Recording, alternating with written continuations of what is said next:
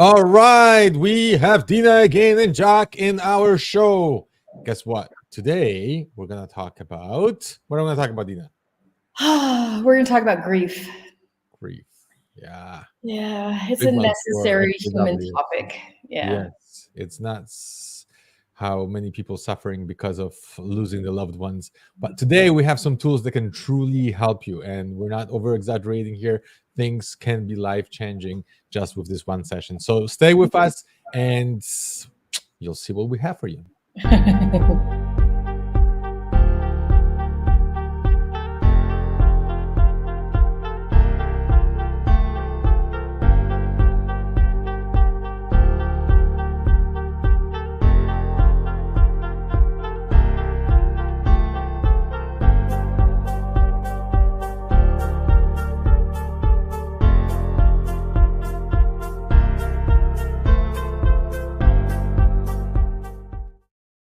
All right, all right.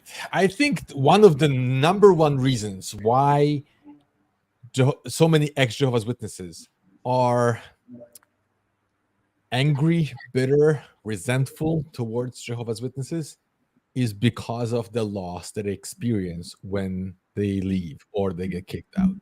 Mhm. Now, obviously, that if you are an ex-Jehovah's Witness, you know what I'm talking about. For those of you who have no idea, Jehovah's Witnesses are practicing shunning. Mhm.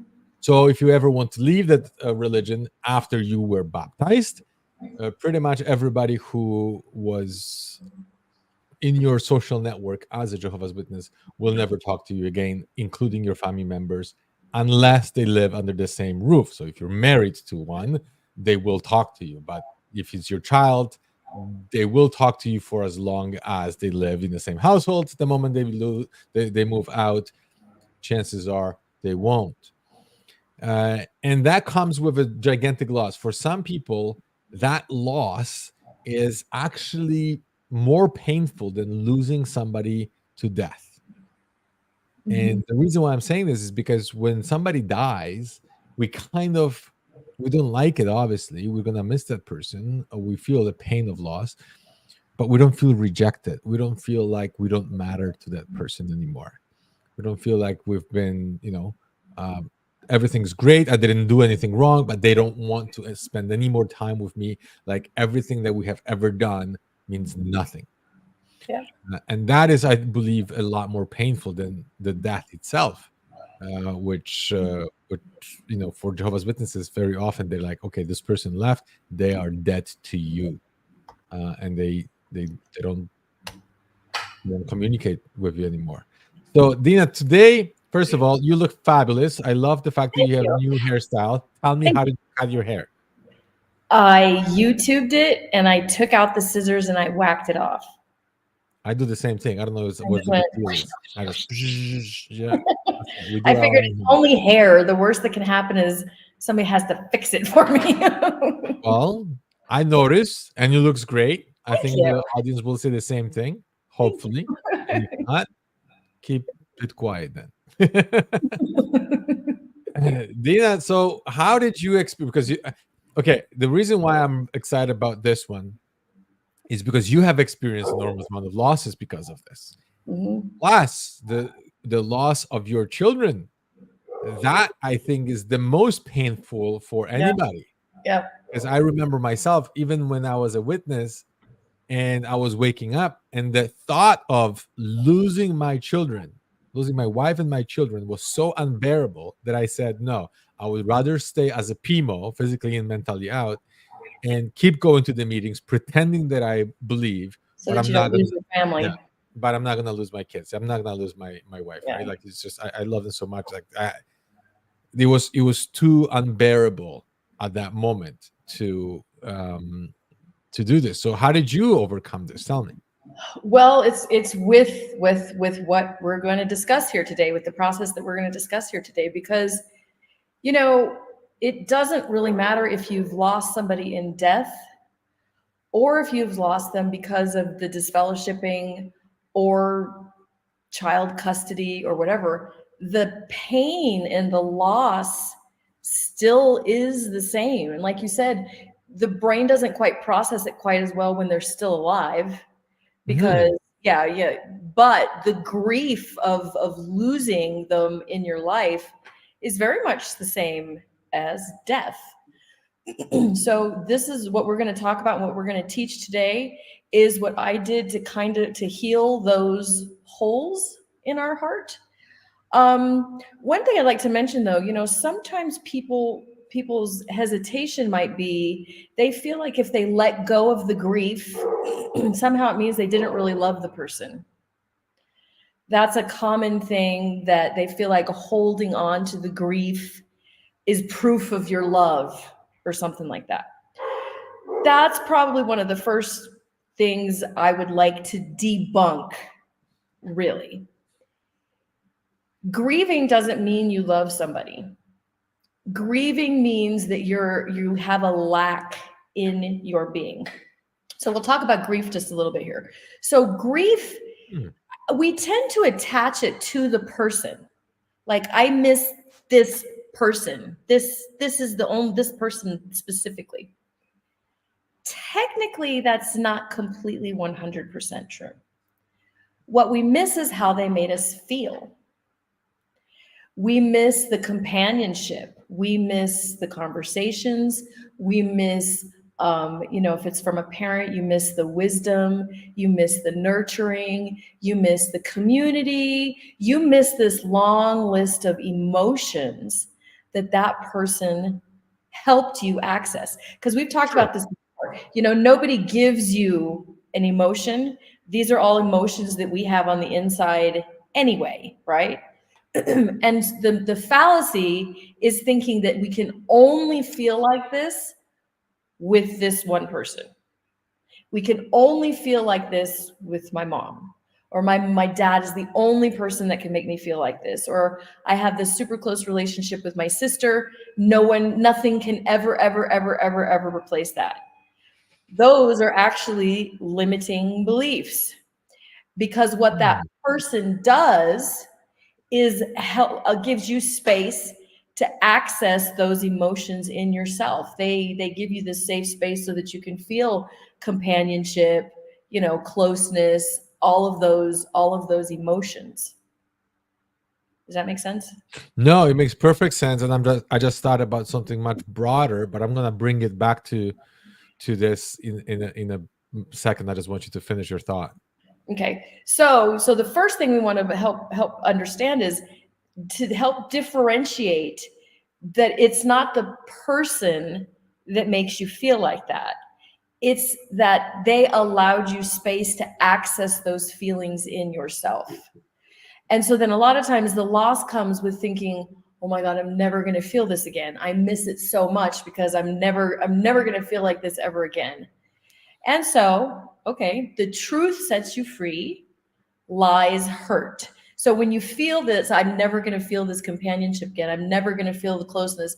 No one's ever going to be like that again. It hurts. And that's part of what grief is.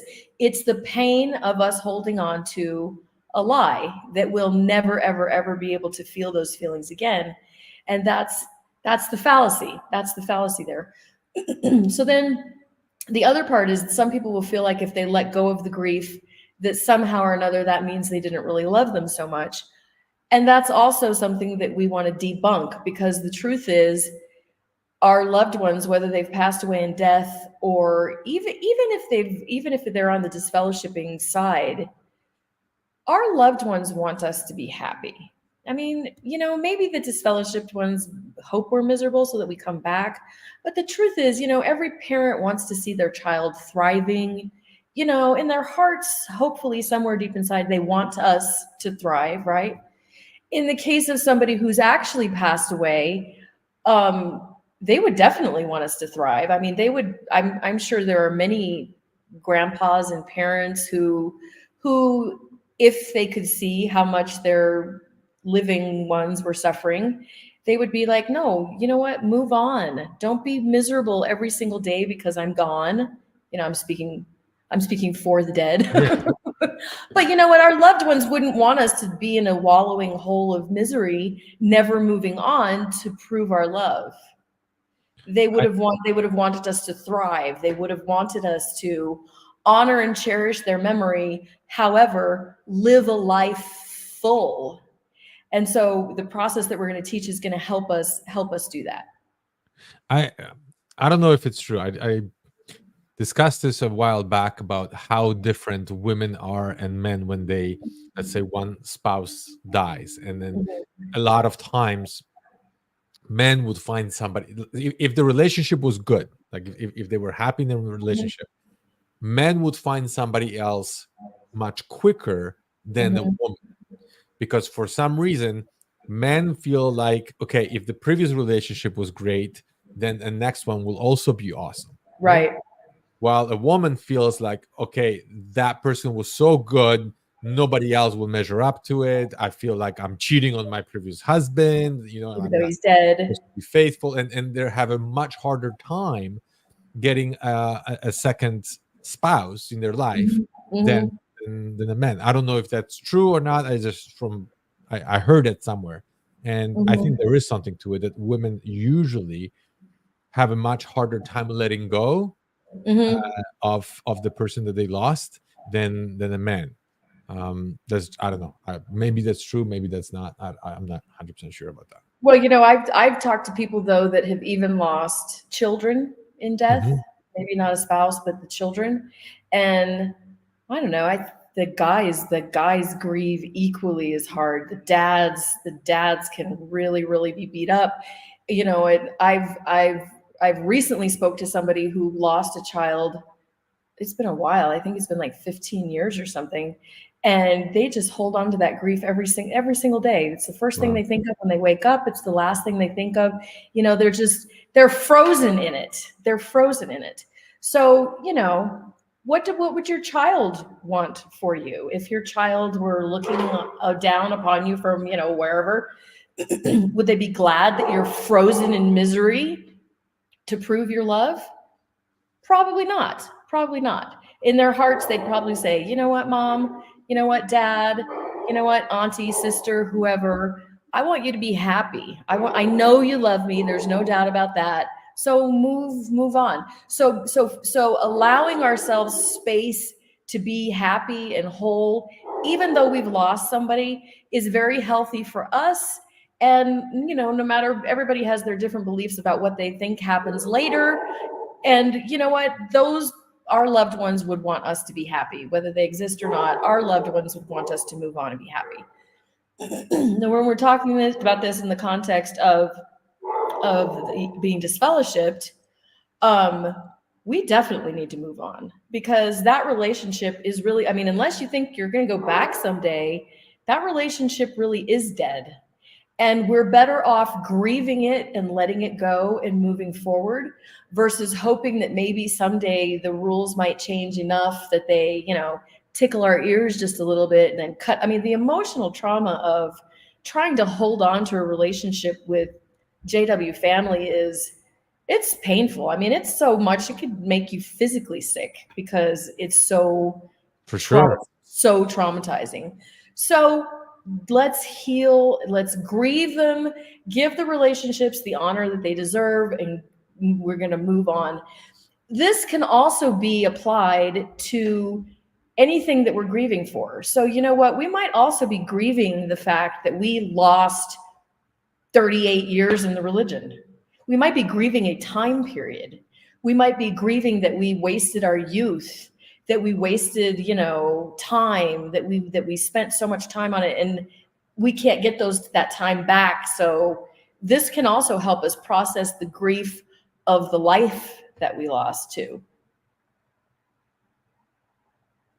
You know what? What clicked in my head when you were talking is the word codependency. How Jehovah's Witnesses are so codependent when it comes to their emotions upon everything that is happening in the congregation. So whether they feel accepted, loved, whether they feel self-value, all those major emotions of your hope, of your purpose, of belonging, all those emotions are connected with the congregation the most. Very few people as Jehovah's Witnesses have that as part of their life, and then they feel good with the coworkers, good with their neighbors, good for the people Mhm. outside, right? With some friends, because all their life is connected with Jehovah's Witnesses, and they're codependent, meaning they're waiting for something to happen in the congregation in order for them to feel loved, accepted, their self-esteem and all those emotions are coming from the congregation. So if they don't come from the congregation, then the process of grieving really happens, because I'm like, I'm grieving those relationships and those emotions, and at the same time, I don't know how to replace it. If Right. somebody dies, one person dies, then at least we have other people, right? To the other friends or somebody in our life. But at the same time, when you're Jehovah's Witness and you're leaving or got kicked out, it's like your whole life was connected with all these people. And then when you're ripped out of this, like, okay, I'm grieving, I'm angry at the same time. So it's very mixed emotions, because I feel like I was cheated and Mhm. lied to. And at the same time, like, how do you replace it? How do you find something else outside where those feelings can be met? But it's not that simple when everything outside was demonized and everything Right. outside was dangerous and angry, and Satan will get you and all that stuff, right? Like, that's crazy. So I wanted to ask you, like, what are the tools that people can use in order to overcome this? So first of all, I'm going to go back and I'm going to re-explain the concept that nobody makes you feel anything. This is critical. We are taught in society that we have to earn love, that if we behave in a certain way, then we'll be loved. But that is a very backwards way about going about life, and that doesn't work, because think about it. How many times do you go through life being all as perfect as you can, and this person doesn't love you, and then you're missing out, right? So here's the basic concept. Nobody makes you feel anything, because it's a feeling. So I can give you a pen, I can give you a glass of water, because those are all tangible, literal things. And at the same theory, I could take something away from you, physical. I could take a pen away from you. I could take something away from you. But nobody can give you love. Nobody can give you self-esteem. And the other good thing too is that nobody can how do I take away your self-esteem? It's a non-tangible. It's an emotion that's deep inside you. So what happens is, when we go about life thinking, oh my goodness, I'll never feel this again because it came from this person, that's not true. You felt that emotion inside of yourself when you were with that person, but that person didn't give it to you. That person just gave you a safe space for you to recognize that in yourself. All of our emotions come from us. Now, this is super important when we're talking about the grieving process, because a lot of times we think that I'll never feel loved again. I'll never feel companionship again because that person's not there. But what? That person never gave you those feelings. You felt them inside yourself when those people were present. This is critical to understand, that you're not never going to find those feelings again. Okay. So the first thing we'll do is think about the persons that are missing. I won't say deceased, because maybe they're not deceased. Maybe they're still in the organization. Right. So think about mom, dad, whoever it is that you're missing. Okay. What did they make you feel?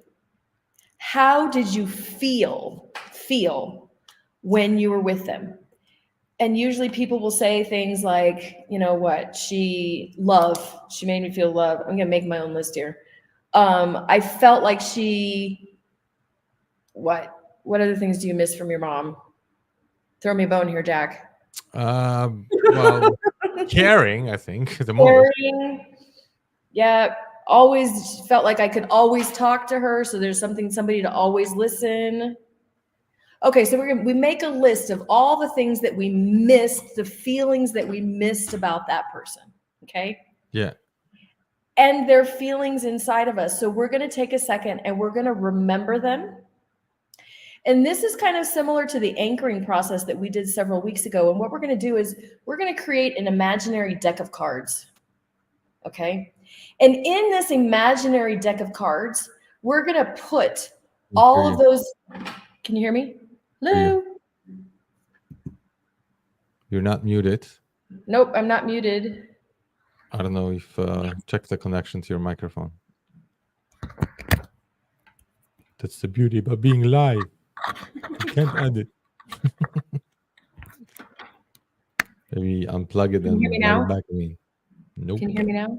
Oh. Well, I can hear you both. How about now? Oh. Can you hear me now? Is that me then? Hello? Can you hear me? We can hear you both. Okay, Dina, continue, and I'm gonna find out why I cannot hear you. Okay. Sorry. Okay. If I go mute all of a sudden, somebody tell me. Okay. So we're going to take a minute. We made our list of the qualities that we're lacking, that we miss, the qualities that we miss, and we're going to create an imaginary deck of cards. Okay. So we're going to take that first feeling, love. Okay. And you're going to just remember how good that love felt. We're just going to call her mom. We're going to feel how good that love felt from mom. That specific love that we felt with her. Because you know what? The love from dad or love from a sister or brother is all going to be just a little bit different. And why? Because they didn't give it to you. You have it in yourself. So you're going to think very specifically about that love that you felt from your mom. Okay? And you're going to take this deck of cards and put that feeling in that card, this imaginary card that you're holding in your hands. Can you everybody still hear me? I'm still good? I can hear you. Okay. Okay, and then we're going to go to the next quality on the list, that caring, that nurturing, feeling like somebody's caring and nurturing for you. And we're going to access that feeling, and we're going to imagine that we put it in this deck of cards, okay? As we go through that feeling, then we're going to have this whole deck of cards, okay? That is all of the feelings that we missed. Then we're going to take a moment, and we did this a little bit last week with imagining our future timeline. We imagined the future being like a highway that goes right out in front of us. So you close your eyes and imagine that future that's right in front of you, that path that goes right in front of you. And you're going to take this deck of cards that represents all of those feelings and emotions that you've missed, and you're going to throw them all out into the future. And notice how they glitter the future, like specks, like sparkles as it goes down the road. Knowing that those feelings you're going to find today, tomorrow, the next day, and multiple ones over and over again, because no feeling is ever lost. They're all inside of you, and you're going to find them again. So that's part of the visualization process that we use when we're doing the grieving process. There's another concept in theory that can kind of help understand this too. You can feel these feelings for anybody. So for example, in the example of a loss of a child, we might feel like those children are so unique and so special that we will never, ever, ever, nothing could ever replace that relationship. But a relationship is emotionally based. No matter how much you love your specific biological children, what you feel for them is still an emotion. It's still, in the female's case, it's still maternal. It's still very much understanding, nurturing, guiding, mentoring, as well as the love that you feel towards the child. But that doesn't mean that you'll never, ever, ever, ever, ever have another person that needs those qualities and that needs that relationship. So over the years, I have allowed other children to step into my world so that I have sons and daughters.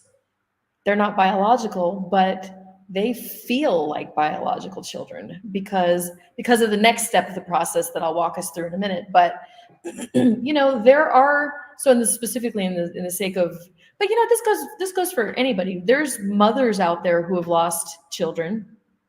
So I have adopted mothers. I've got women that have adopted me and go, "Oh, sweetheart, you don't have a mom? I'm your mom." And you know what? That bond can be equally as beautiful as the relationships that we've missed. I'm a mother. I have adopted children that don't have, either they've lost their parents literally, or they have horrible parents. And guess what they need? They need a mother. They need a mother who's ready to step up to the plate and say, "All right, come here, sweetheart. I forgive you for your mistakes. Everything's going to be better tomorrow, but here's what we can learn from this." They need a mother. So whatever I have lost is never irreplaceable, because the emotions that come with these dynamics of relationships, they're out there. And you know what? We can be a gift to other people. We can be a gift to orphans, whether they're literal orphans or whether they're emotional orphans. There are people out there who need daughters and sons and sisters because maybe they're, in the world, for example, not everybody has perfect relationships either. There are grandmas out there whose children are a million miles away and they don't have family. And we can create that family dynamic anywhere. Why? Because it's inside of us. It's inside of us. We have those feelings inside of us. So that's why with the first part of the visualization, where we take all these emotions and we put them in, turn them into glitter, and you blow them out into the future, that's why it's so beautiful, because you don't know who's going to be coming up next that needs a mother or an auntie or a cousin or a sister. And you will find those relationships again. I promise. They're every bit as fulfilling because we've released the past. Sometimes you can't allow room in your heart for somebody else until you've released what's no longer there. It's not there. It's not like you're waiting for them to come home from work any second now. Are the relationships that we've lost, they're lost for the foreseeable future. I mean, we can't just be like, "Oh, you know what? Maybe it'll be better next week. Maybe if I just wait another week or so, it should be fine." No, these relationships are lost for the foreseeable future. So how do we want to live in the meantime? I lost my kids. Does that mean I never want to feel like a mother again for the rest of my life because of an incident in the past? No, I feel like I have all kinds of love and kindness and nurturing to give some orphan. and vice versa. You know what? I feel like I could be a great daughter. So therefore I found somebody who needed a great daughter. And you know what? That's a great relationship. We're cutting ourselves short in thinking that the relationships that we've lost are the only ones ever, forever, and ever, and ever, and ever. Mm-hmm. You can stay like that if you want, or you can open your heart, because the qualities that we're missing, they're out there. They're inside of us. And and the dynamic is wherever you look. If I'd have stayed in the grieving process feeling like never again was I ever going to open my heart to a child, I would have missed out on some fabulous surrogate children. They're not legally adopted, but they might as well be my children. And that's a wonderful feeling. That's a gift. And you know what? Not just for me, but it's a gift for them too, that has somebody with an open enough heart to say, "You know what? You belong in my heart," as though you were my family. And I think that once you open yourself to this idea, you can benefit from it, I think, 100 times more than when you were a Jehovah's Witness, and I'll tell you why. When you join a congregation, let's say you move from one location to another, and people are like, "See, look, we have this spiritual family, so many brothers and sisters," and they're like, I didn't know them, and all of a sudden they're my family, right? Yeah. It's very easy to develop rapport with people who are just like you. But the problem is, very often you're kind of forced into this environment, and not everybody likes the people in the congregation. Very often people feel actually really bad in the congregation. I changed congregation from one to another, and I loved my previous congregation, but the one I joined, I was like, oh my goodness, they're totally different people. And back then I was learning English, and they were making fun of me all the time, and they were teasing me all the time, and bullying me. And I'm like, there were cliques, right? And then I was like, man, this is not what I expected. So now that and the problem with that was this: Saturday morning, you go to the service arrangement, and I'm like, Jehovah, please do not assign me with this guy or this guy or this guy. Okay, anybody else, just not those three, right? And then you get assigned with them. Then you get assigned with them, and you have to make up a fake Bible study. and it's like, oh yes, good, or holy crap, you're fine, right? So you're kind of forced into this environment. And very often, like, I went to service with people that I was like, that 1 hour felt like a week. That's every minute's dragging, right? Very uncomfortable. But now what I call is a chosen family. You choose who you want to call your brother or sister or mother or father or whatever. Yeah, exactly. And it's not based on their religion. It's not based on their position of spirituality or anything like this. It's based on their behavior. It's based on how they treat you. It's based how you have that connection. And it's such a beautiful place where, like you mentioned, somebody can need a brother. I didn't even realize myself.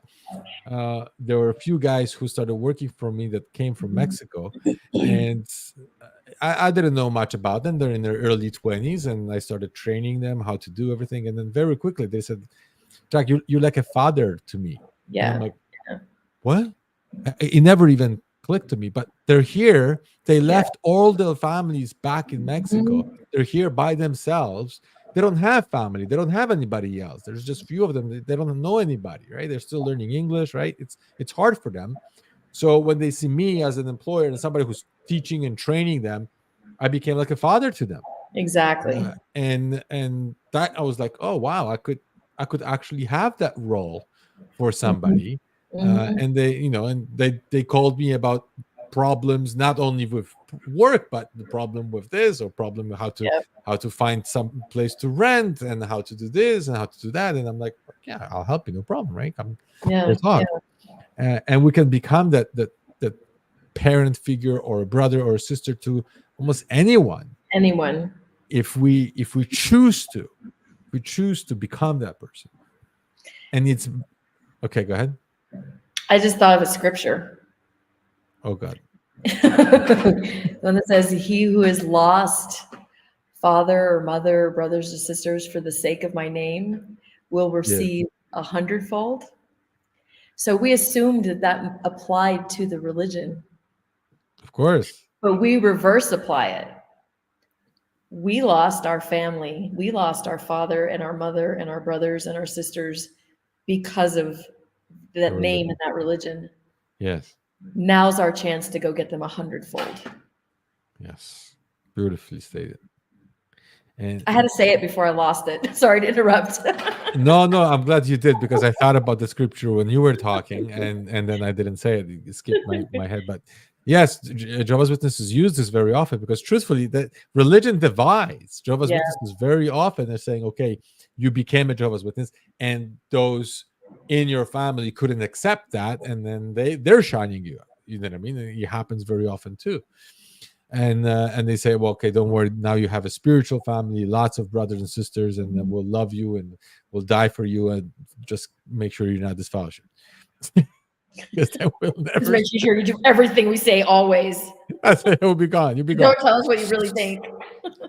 And I think see, that's the beauty about it, because when you're a Jehovah's Witness, you know, you break any rules, all those people will be gone from one day to the next.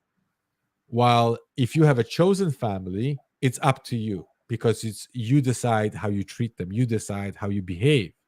It's not okay. We could even disagree, and we'll still be fine. We'll still be friends. We'll still be the chosen family, because it's not based on, oh, you must believe this, you must agree with me on this, or else. As long as you're not harming me, then there is nothing that will separate us. If I see that you're trying to harm me somehow, right, especially purposely trying to harm me, that will, that you create a standard and you say, okay, forget it, then our relationship has to end. But rather than that, it's like you could open yourself to anyone, and regardless of their faith, their beliefs, difference of backgrounds, whatever, age difference, it doesn't matter. We can be open to anyone and find gifts in any relationship. And once our new relationships become deeper and better and more authentic, we would never want to go back. We would never say, oh, I missed those ones before, because you know how fake they were. And at the same time, you evolved. So you became so much better person. You learned so much more. So even if tomorrow the governing body decided to come up with a new light, okay, I don't care what electrician will come. They said, okay, we got a new light, and no more disfellowshipping, no more shining people who were there. I bet you any money you would have very little to do with these people, because their mind didn't grow. They're still the same. It's just they would allow them to speak to you, just like right now they're allowing, for very brief conversation, if you want to invite somebody to a Kingdom Hall or something, right? And you can contact a scholarship person. They can't think for themselves. They can't create their own reality. They have to rely on the governing body to tell them what's allowed, what's not allowed, and how to think and what to think and what's dangerous. And you, unfortunately, outgrew that mindset. And if you try to be a friend with a Jehovah's Witness, you will see how difficult that is. Yeah.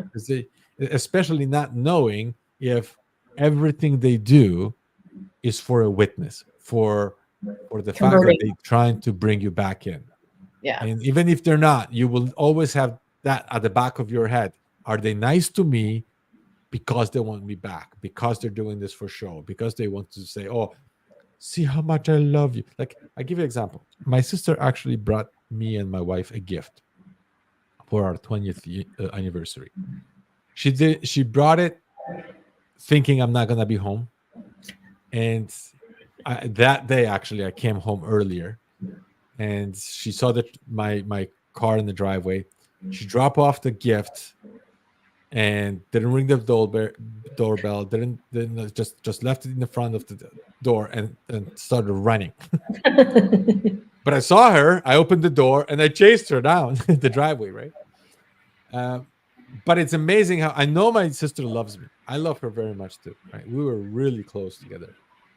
But even on that moment, even though she pushed herself to do this kind gesture, you know that it was not really genuine. You feel that, oh, yeah, I did this because I want you to return. I want you to feel that, oh, we still love you, we care about you, and you can still be with us if you return, right?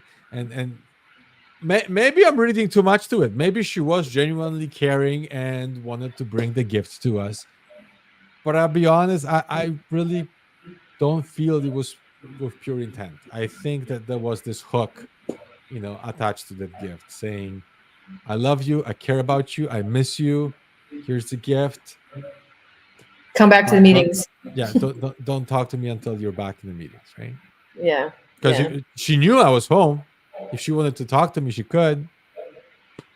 and she chose not to, right? I mean, I didn't let her run away, but then, and even when I chased her, I gave her the biggest hug. We both had tears in our eyes. It was very emotional moment. So I know she wants the relationship, but she's controlled by the watchtower. She's controlled because she can't. She couldn't Yeah. possibly do it. She couldn't put herself to it, and it's very sad to Even see that though, kind of broken. like you said, even if they came up with a new light and all of a sudden they can talk to us and everything's good again, like you said, we outgrew that. Mhm. You know, so what we could talk about world peace, and we can talk about, what do we have to talk about in common with them, even if everything was dropped and they were allowed to talk to us again, what are we going to talk about? I Yeah. mean, pretty much everything I do is pagan and forbidden by everything. I mean, I'm like, practically a witch in their eyes, I mean, Yeah. you No, know, no, that's I can't true. talk about what I do. I can't talk about who my friends are. I mean, so how legit was that relationship and friendship anyway? I mean, It'll be extremely difficult yeah, to, extremely difficult. because if you can't be authentic, if you can't share about your successes, if you can't share about your struggles, can't share Mhm. your life, and you have to tiptoe around the other person Oh, because definitely don't then share any struggles. If you share any struggles, then it's because you left Jehovah and you need to come right back. I mean, there's no. that's the thing. You can't share almost anything because if you share your successes, they'll say Satan got you. You get like Satan a blessing cheese you. on a mousetrap. You know what I Yeah, mean? Like, yeah, it's temporary enjoyment of sin. That's all what it is. yep, If you're yep. struggling, of course you're struggling. You left Jehovah. Of course, he took the blessing away from you. How can you be successful in the Satan's world? It's If gonna you get are worse. if you are successful in the congregation and happy, then of course you're happy. We're in the best religion ever. We're happy people, right? The best life ever. If you're struggling as a Jehovah's Witness, well, it's the end of the system of things. Like, of course you're gonna struggle. What do you expect? To have paradise already? Well, this is the worst time ever. So it's like they have answer for everything, no matter what happens. So you just have to forget the whole mindset. Just this is what they believe. This is how they are. I get it. I used to believe the same way. I don't blame them unless they choose to, think differently and grow out of this. There's very little I can do. And Yeah. So then just open your heart to having people replace those, I don't know, I don't know what you want to call them, chess pieces, those key Mhm. components to your life. Open your heart to having somebody else come in, and you'll probably be surprised that they fill that even more than you ever could have expected. and, Sincere, honest, authentic and relationship. people love deep conversations. I mean, we have a hard time opening up a deep conversation with a total stranger, but you'll be surprised how quickly people become deep if you become deep. If you Mhm. go into a deep subject, if you share something like even your struggle or something that you're embarrassed about, you share with them, and all of a sudden they're like, "Oh, okay, if this is what they're sharing, I'm gonna share too." And then you open up like a lot more authentic self to others. They will Mhm. do the same. But if you just talk about the weather and you just talk about the kind of shallow talk, Yeah. then people will be the same. You develop rapport much quicker if you talk about something deeper. And we feel sometimes, oh, I don't want to pry into things with the personal life, but share something personal about yourself first, Yeah. and you'll see that the other person will open up usually really, really quickly. You know So what? And not sharing is something for yourself is great, but you know what? Actually caring about other people is it's a huge, actually mhm. care about people. If you go up to somebody and you notice they're having a hard day and you're like, you look like you're really having a hard day. Do you want somebody to talk to? Do you want to just talk to me? Whew, that opens up more doors than you can possibly ever imagine, because you care. I mean, as long as you're sincere about it, the people humans are relationship oriented. So Mhm. when there's personal interest, you'll I'm promise people will be jumping in line to join your family group when you're sincere, kind, open-hearted, and there's a beautiful life out here. So there's no sense in staying stuck in the grieving world of I'll never have that again ever. For sure. For sure. And I think when we experience deeper relationships and better relationships, then there is like, wow. It's interesting how sometimes witnesses wish that we would come back because they think they have the best life ever and we couldn't Right. possibly find anything better in this world. So for them, it's like, oh yeah, we're just going to invite them in with an open arms and they're going to return because they miss us. No. I remember my brother-in-law came and he's like, well, why don't you return to Jehovah? Why don't you return to us? And I think he was sincere. And I believe that he believed that we really missed the family. We were very close with the family. I got to be honest. We were very close with the family. And I did miss them for a while.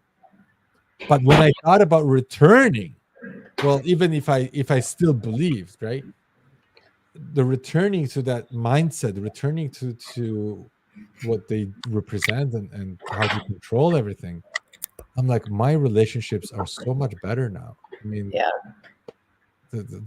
I miss my sisters, but as the time goes by, I miss less and less. And my chosen family is so much better because there is zero judgment. I can be myself. I can be authentic. And like you mentioned, we replace those feelings somewhere else. And if we replace them with something better, then the grief just melts away. Right? It won't disappear, but I compare it to melting because it gradually is gone. Right? All right.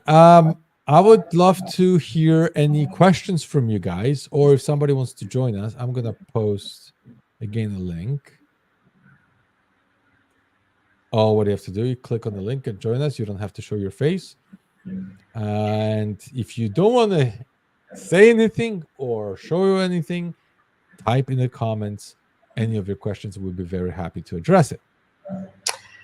So that is the whole spreading the cards out into the future. That's one step to complete the grieving process. There's another step that comes to that too. So I know we talked about before, we were talking about submodalities, submarines, which is, how does your mind make these pictures? Is it color? Is it black and white? Is it small? Is it big? Is it close? Is it far away? And how our brain codes memories. So another step in this process is to think of somebody that you fondly remember in the past, but that you have no friendship with them anymore. Maybe it's somebody that you went to school with and you've gone your separate ways, but you can look back on that memory and go, you know what, Joe was a really great guy. Susie, she was a really good friend, and it's just like, it's not like, devastating loss that Susie, your third grade friend's no longer in your life. So you take an image of that person that you can fondly look on and go, oh, you know what, those were great times. And you'll notice whether it's color or black and white, what size it is, where it is, what position that's in, and memorize that. If I'm coaching somebody through it, I'll write it all down so I know exactly what their coding was. And then take the person that you've lost, whether they've passed away or whether it's somebody that's disfellowshipped us. And a lot of times those images will be like literally all in our face. So we're going to take the image of the person that we've lost and we're going to shove it out into the horizon so far away that we can't even see it anymore. And then bring it up super, super close and put it in the exact same position as the person that we fondly remember was. Interesting. And you do that 5, 6, 7, 8, 9, 10 times until you can think about your mom and go, oh, you know what? I fondly remember those memories as I move forward, picking up my deck of cards to find the next person. It kind of, because sometimes the loss can feel like it's like on top of us or something. So by pushing it out and then bringing it back into the position of the person that we can remember fondly, we're training our brain to, hold them in a much cleaner, safer space. So that we can look at them and go, oh, but it's not like that overwhelming grief and loss. It's more just like, oh yeah, okay, that was awesome, and now it's not. Mm-hmm. No, that's a great technique. Mhm. We have a few questions.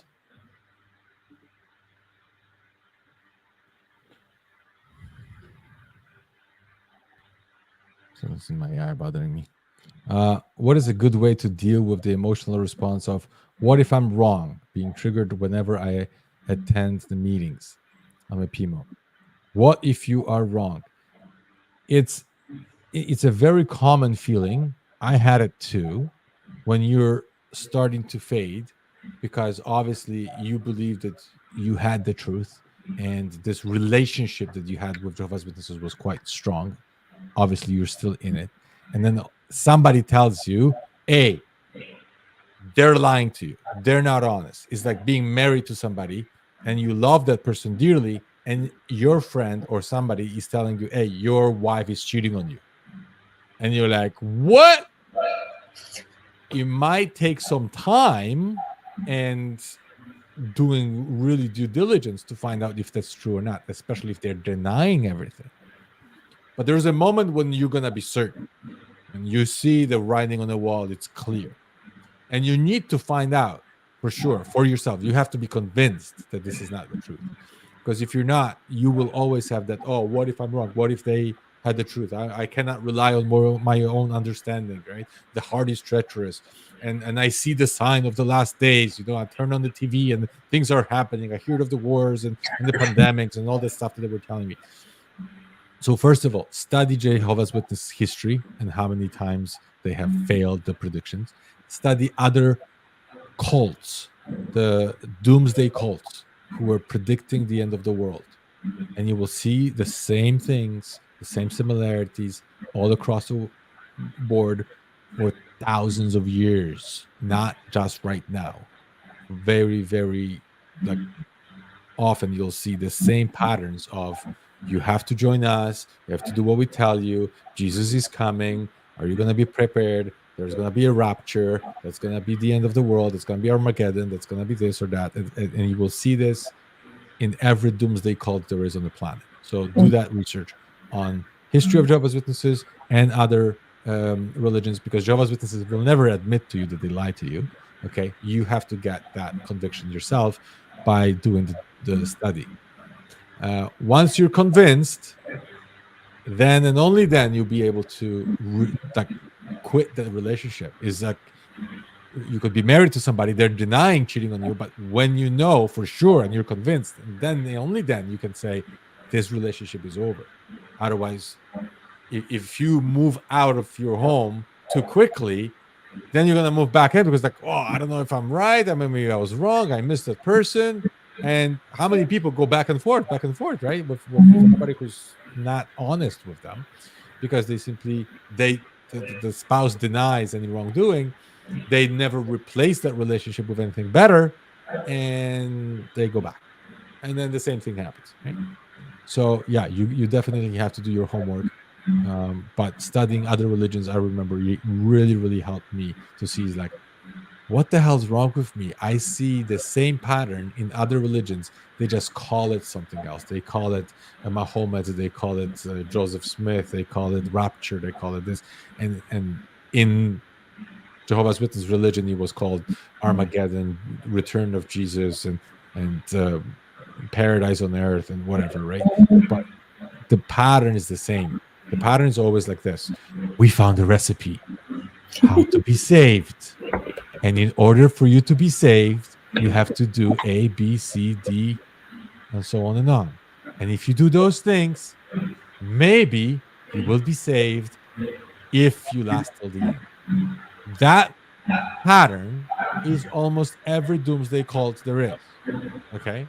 And there is no amount of work that you will ever do that will satisfy them, and they say, that's enough. You just got to keep on the hamster wheel constantly and work until you die. and the changing of the doctrine happens, and the pushing for the new system or Armageddon or heaven or whatever, it just keeps going further and further and further. That is the pattern everywhere. And when you study other religions, it will become clear to you. Another thing too is anytime a person says, what if, it puts your imagination into overdrive. What if triggers the imagination. So whatever follows the words what if is 100% your imagination. So here's another trick. What if you're right? Since you're making up this sentence anyway, since you're letting the imagination run away with us anyway, what if you're right? You know, what if it's a total joke? What if the religion's a total joke? What if you're perfectly right?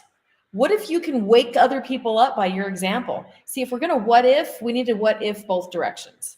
You can't just what if towards the what if I'm wrong direction because you're making it up. What if the other direction? And they just changed the rules. So what if you're wrong? You just repent at the last minute and you're fine. You know what? What he's mentioning, his question, is basically a Pascal's wager. I don't know if you heard about it, right? Pascal wager goes like this: just in case they're right, I better be on that bus because they're going to the paradise.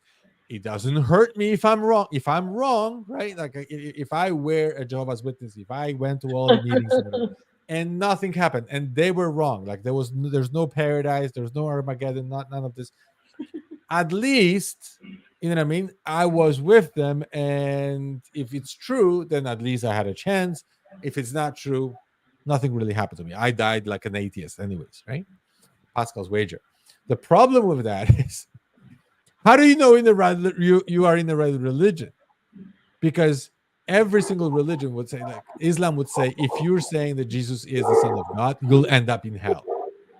If you're a Jew, if you say, oh, Jesus is the Messiah, there's no hope for you either. If you are a Christian and you do not admit that Jesus is part of Trinity and he is God, you also end up in hell. Like your chances of the surviving the doom are getting smaller and smaller and smaller. But everybody thinks, oh no. If you ask any, it's funny how I talk sometimes to evangelical Christians, and they're thinking, oh no, Jehovah's Witnesses, they're so judgmental, right? Like they're just separating people, and they're judging and they're dividing and this and that. Like we're just inclusive. We just love everybody. Like it's all about us and Jesus and whatever. But they will not be saved because they don't believe Jesus is God. Like, you judge them. You just judge them. You just said you're not judgmental, you're all inclusive, and you just judge them that they're not going to be saved. And that's basically what it is. Everybody thinks that their idea of salvation is the best, and they're going to go into, I don't know, relationship with Jesus or paradise or heaven or whatever if they follow the recipe that they have in their head. Exactly. You know what? Do the research, find out about other religions and stuff, and you'll see that none of it makes sense. Worst case scenario, just repent right at the last minute and you're fine. Yeah. Or you can repent right now. Some people say once you're saved, you're always saved. And, well, that's a good religion, right? Yeah. You cannot lose your salvation. So there's another question from Andrea. There we go. I have a problem with bonding in general. Okay. I've lost so many people. I think I'm afraid to get too close to people for fear of losing. I'm more of a loner. It just feels safer. Well, Andrea, we'll start with Dina. Dina, what would you say to Andrea? I think we're going to do an entire episode on this because I hear lots of people express this. And they were black sheep. They never fit in. They never had close friends. Yeah. That's because we were in a cult. In order to have close friends, you have to be honest. You have to be authentic. You have to be sincere and true to yourself. You have to be non-judgmental and let the other person say whatever's in their heart, and that's how you create good friendships. We had none of that. So of course you can't bond with people. Nobody's being real. You can't say anything for fear of being judged. Or maybe, I guess I was kind of mouthy and I guess I probably said too much, but you know what? It wasn't reciprocal. Maybe I was being a little bit too forward with what I really thought, but they were super. How can you be friends with people like that? How can you make those? It's not your fault. It's not your fault. You're in a cult. Of course you can't bond with those people. You know what? And even if you do bond with those people, it's not a real bond, because the minute you do something, everybody cuts you off just like that. That's why you can't bond with people. So now you come out of the religion and you feel like you've lost everybody and you feel like it's your fault. Honey, that's not your fault. You were in a cult. You are in a cult. That has nothing to do with your people skills. It has nothing to do with what a beautiful person you are on the inside. It has nothing to do with friendships, because we had a big fat zero, double zeros of that. So we should do a whole episode on that, I think, Jack. I think so too. It's a very deep subject. I'm just going to mention a couple of things that can help you right now. Okay. Number one is you mentioning that it just feels safer to be alone, and you're just afraid of losing. And the reason why you're afraid of losing is because we were taught that if we disagree with somebody, they're going to cut us off, because we had to agree with everything, every doctrine there is, every teaching there is for Jehovah's Witnesses. You had to agree. And if you disagree, or if you stated your opinion that was different than Jehovah's Witnesses, you automatically were marked as a bad association. That would limit how much they would talk to you. In extreme cases, of course, you would get disfellowshipped and then you lose everybody. Now you go into the world and you're trying to maybe develop rapport and connect with people. You connect with people in commonality. You're looking for things in common, but you're terrified at saying something that disagrees with them. And they're like, they have their opinion, you have your opinion, and maybe yours is different. You don't want to say it. So you're holding back. One of the things that it's really good to learn is actually disagree with people respectfully, when you don't force your opinion on other people. But at the same time, if you let people be authentic around you and you disagree with them and you show them that you still care about them, regardless of the fact whether they agree with you or not, or whether you agree with them or not, then and only then that part of the brain is going to start opening up. There's like, oh, we can disagree and we can still be friends. Nobody will reject me just because I have a different opinion. That part is undeveloped for Jehovah's Witnesses. Yeah. And this is a part that you have to develop in yourself. Second is you're saying that, oh, I don't feel safe. That means very often that you don't trust people, because we were indoctrinated that people outside of the organization are not trustworthy. They're worldly. You can't trust them. Well, first of all, they were never training you how to trust yourself. They were only training you how to trust the organization. They're only telling you, don't rely upon your own understanding, and your heart is treacherous. So how could you possibly train yourself how to trust yourself? Because when it comes to trusting others, truthfully, it's more about you trusting your ability in recognizing who's trustworthy than anything else. So if you don't trust yourself, you don't trust your ability to recognize this person is telling the truth, that person is not, this person will hurt me, this person will not hurt me. Once you develop that in you, and you're saying, you know what, a person with my experience, person who went through leaving the cult and, finding out different behaviors like narcissistic behavior, controlling behaviors, and I know all of those things now, I'm much smarter than actually an average person, because I went through this process. So I'll be able to recognize certain behaviors and certain patterns Therefore, it will be easier for me to recognize who is trustworthy and who is not. Yeah. And you go from being skeptical to everybody to, oh, you know what? I already have more experience and more wisdom in this aspect, and it's easier for me now to recognize who I can trust. Yeah. You will actually flip. And a lot of times we have this tendency to think it's us. It's my fault. I'm a black sheep. I have problems bonding with people. No, no, don't take responsibility for something that's not your responsibility.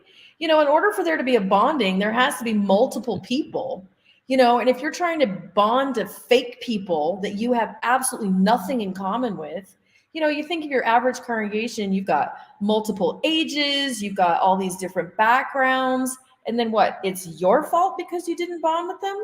No, you're stuck with a group of 70 random people. What's the likelihood that you're actually going to like or be able to actually bond with any of them, especially if you have no freedom of speech? It's the recipe for failure. And then we take it on ourselves and like it's our fault.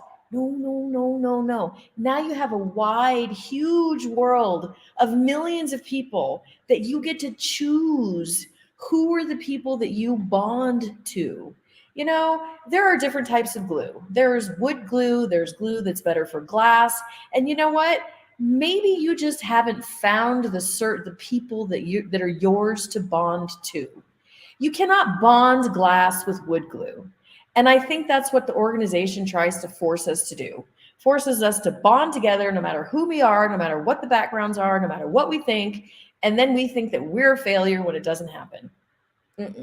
Nope, nope, nope, nope. You are perfectly fine. You just haven't found your people yet. That's all. Mm-hmm. And that's my speech. Awesome.